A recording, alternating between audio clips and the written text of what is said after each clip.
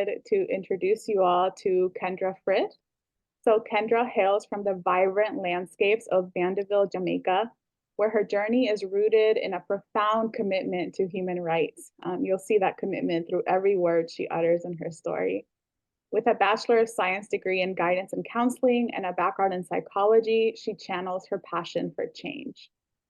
Supported by Rainbow Railroad, Kendra now calls Virginia her home in the United States, where her dedication to creating a world of authenticity and fearlessness continues to unfold. So welcome, Kendra.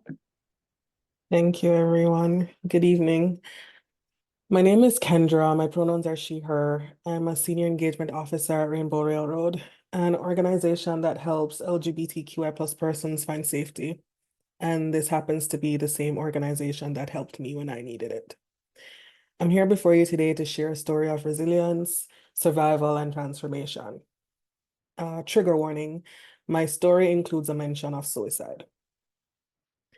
I would like to say this story began the day I was born, but let's fast forward to a season of when my life began. Christmas 2016 broke my back, so to speak. This was the day I purchased a round trip ticket to New York to cool out for a few weeks because things were too bad in Jamaica. The flight left on January 16, 2017 at the Norman Manley International Airport in Kingston, Jamaica, and I arrived at the John F. Kennedy International Airport in New York. And it took me on a journey that has forever changed my life. Landing in New York was like stepping into a whirlwind.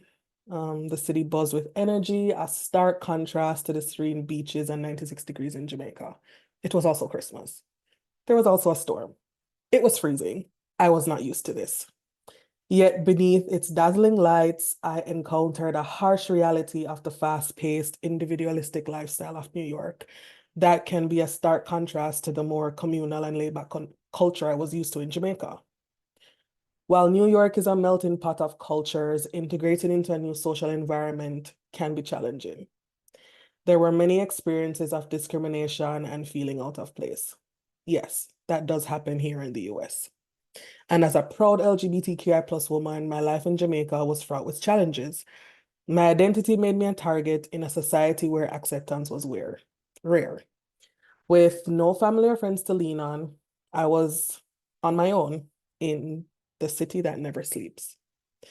Seeking a safer environment and a chance at a better life, I made the decision to stay here in the US and file for asylum.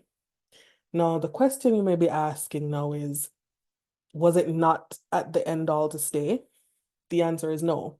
I bought a round trip ticket to visit here for 3 weeks. However, during those 3 weeks, things in Jamaica got worse, with death threats now coming through my social media posts, news that my apartment was vandalized, and the ultimate phone call of my mother begging me to stay in the US so that I may have a chance at actually living a life free. With a heavy heart and hopeful eyes, I mailed my I-589 asylum application to USCIS, dreaming of a future where I could live openly and authentically. Survival became my primary focus. In Jamaica, I was executive director of an organization working with homeless queer individuals while partnering with the Jamaican Ministry of Health to educate health centers on Jamaican PLHIV LGBTQI+ persons and provide anti-discriminatory training here in the US to make ends meet. I was juggling 3 jobs. I would teach English at PS49 in Queens, New York to 8th graders. In the evening from 4 to 10, I worked at BJ's Wholesale Club as a cashier. And at nights, I was at Amazon managing a team of delivery drivers. Exhaustion became my constant companion, and the relentless grind took its toll. The weight of isolation, financial strain, and pressures to succeed led to dark moments. I struggled with suicidal thoughts, and on 2 desperate occasions, I attempted to take my life.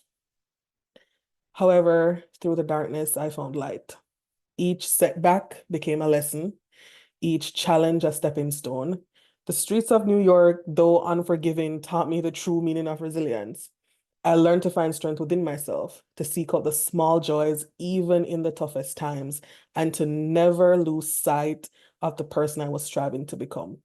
An independent, mentally stable, queer woman who had healed from the trauma I had experienced and had the ability to help other LGBTQI plus persons find safety and belonging. After 2 intense years, I made another life-changing decision. I moved to Virginia. The pace was slower, the people were more approachable, and for the first time in a long while, I felt a sense of peace. Virginia became a place of healing and a place where I could finally breathe and reflect on my journey. Looking back, I realized that my time in New York, as grueling as it was, prepared me for the life I have today. It taught me resilience, self-reliance, and the importance of mental health. Most importantly, it showed me that even in your darkest moments, there's always hope and a path forward. To anyone facing their own struggles, especially those of you in the LGBTQI plus community, know this: you're stronger than you think. The journey may be tough, but every step, no matter how painful, brings you closer to the person you're meant to become. Embrace your journey, learn from it, and never give up on yourself. Sharing your story not only helps in healing and self-acceptance, but also inspires and empowers others who might be facing similar challenges. My journey is far from complete. Each day brings new opportunities and challenges that add to the evolving narrative. My voice and yours can be a beacon of hope and a source of strength for those who need it most. Your voice has the power to break down barriers and create a more inclusive and accepting world. So use it. Happy Pride, and thank you for listening to my story. Thank you.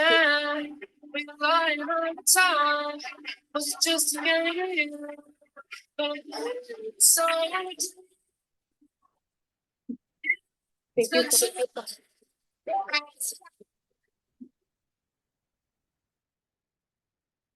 We really appreciate you sharing, and you are a beacon of light for so many people. So thank you so much for sharing.